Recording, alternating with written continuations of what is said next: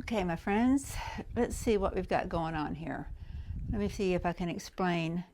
First, if you go back, excuse this sound you're about to hear. I'm turning off a fan that's directly overhead because it's chilly up here for some reason.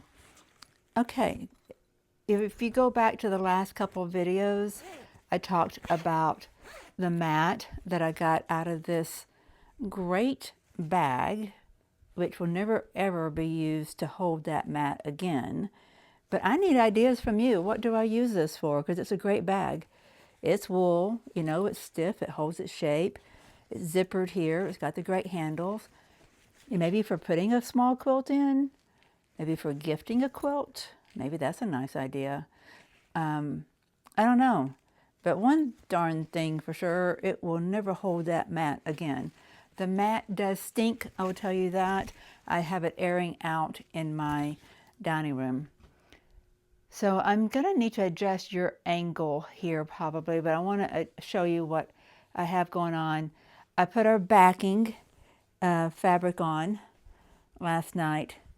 Guys, I've been telling you about my health because I am an advocate. I like to share because more people need to know. The medical science behind it is lacking. And so I decided to be an advocate a long time ago. But in light of that, I want to explain that getting this fabric and this one pressed and cut, this one to a square and the backing to a larger square, and I actually used the wrong numbers because I did this to 52 and the backing to 60. That took me 4 hours. That's how dysfunctional my body is right now. I did in that time step outside to talk to my neighbor for about 20 minutes or so, maybe 30. So that exhausted me, and I had to take a nap and then come back up here. After that nap, I was, restored, and I could come up here and get this loaded. And then I didn't dare try to do anything else. But it wasn't until this morning that I realized I had mismeasured. I'm about to move the camera, so if you don't like seeing what's in the screen move, close your eyes for a second.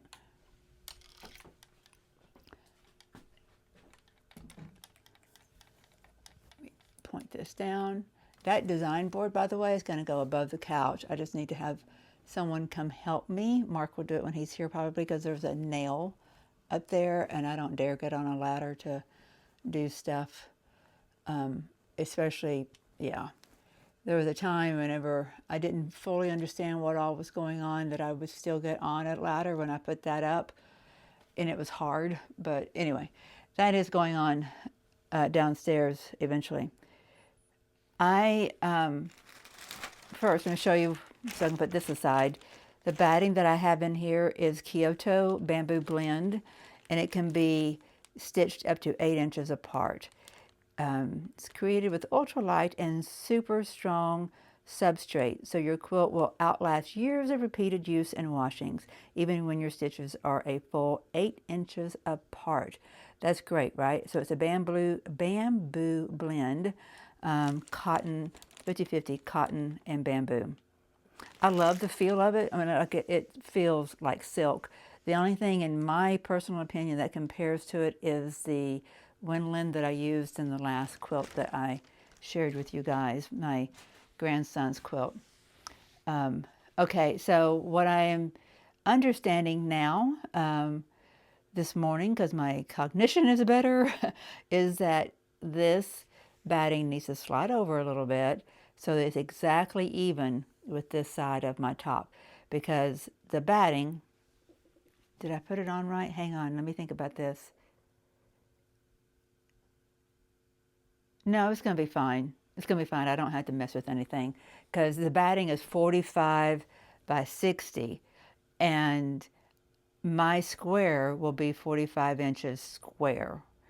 I can make it bigger because I cut this top to 52 inches because I had that in my head, but that's actually the number I should have used for my backing. But after I cut this for 52, then I cut this for 60. So when I got up here and I noticed that my batting was 45 by 60, I'm thinking, where did I go wrong? So this only has to be 45, but what I might do is, and I won't know how successful I am at this. That's what this video is about, actually, is telling you what problems I have with my original design and how I'm going to fix them.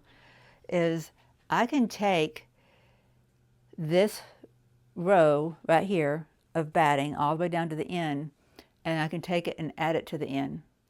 You don't have, when you do that on a long arm, my understanding is you don't have to stitch them together. You can just lay it flush. If this is a nice straight line, you lay it down with the other one that's a nice straight line. And then it will hold in place, especially with the amount of stitching I'm going to do. For just whole cloth quilting, I'm going to do a really loose quilting, but I'm going to have so much quilting in doing the watercolor effect that it will secure the batting and it won't separate. So that's one issue. You know, I can make this, since this is 52 inches and then it's 52 inches this direction as well, I can make it 52. And I need to decide if I'm going to do that, because my very next step is going to pen and paper. And that's what the next video will be about, because I'm not doing any editing, right? I can't get videos put up and do any editing. Let me show you. Oops, forgot to tell you that the camera was going to be moving. So I need to tweak a little bit here because my top is not flush with the top of the batting, but I'll do that off camera. So what I was not remembering to account for when I was thinking about how to approach this quilt, because remember I was going to quilt, and I still am, quilt this solid creamy white against this backing, right? And then I'd come in and I'd layer big, boldly sized pieces of petals and butterfly wings and whatever on here, and free motion quilt some stitches around it to put it down. I also will be using Misty Fuse for the first time. And so my attempt is to create something that looks kind of like a watercolor. And this is my effort of producing a quilt for my best friend's daughter who is having a daughter. And I consider them family. Sometimes we choose our family, sometimes we're born into family, and sometimes we're fortunate enough to have both. I have both. I have family I love, and I have friends I love and adore, and I consider them family, and this is one of them. So I have to do a quilt, right? Have to. It's, you know, written down in law somewhere. But my body is very dysfunctional right now, and everything I do takes 1,000 times too long, and it takes a lot out of me. So this is my approach of making a quilt quickly. So I'm going to work on this today. I'm going to do probably some kind of leaf design, because I'm wanting this to be, you know, it's going to be blossoms and butterflies. And I did choose that because the mother used for the baby shower, it was Baby in Bloom. And I went down a whole thought process initially of why, what my quilt was going to be about. And then I kept on having to like tell myself, Dawn, you need to rein it back to something you can actually do. Rein it back to something you can actually do. But my original thought, since the baby was due in the fall, the summer, it was doing perennial blooms and that are always in bloom during August, September time in Alabama, where we live. But what I was seeing and envisioning was just, you know, it was going to be, with my limitations right now, it's just going to take way too long, right? So, yeah, I decided I can't go down that route, and I came up with this idea. So now my next step is to figure out what inches I'm going to use on my square. Am I going to go all the way over to where I've got it here, and all the way to where I've got it at, you know, what did I say, 52? The answer is going to be no. But even with whatever I come up with, what I was not considering, this is the point I was trying to get to, was that when this is loaded, you only have a throat space, you know, a workable quilt space of this amount, right? Or this amount, something like that. So as I'm free motion quilting, I need whatever area I'm doing, any of my continuous stitch lines, the lines that need to be stitched continuously, to be inside that space. So I need to consider that with my design. So after I do the overall quilting, I will go downstairs and I will work on pen and paper or pencil and paper and try to figure that out. And the next video will be about that. So my next step is to get this lined up properly, left and right and top and bottom.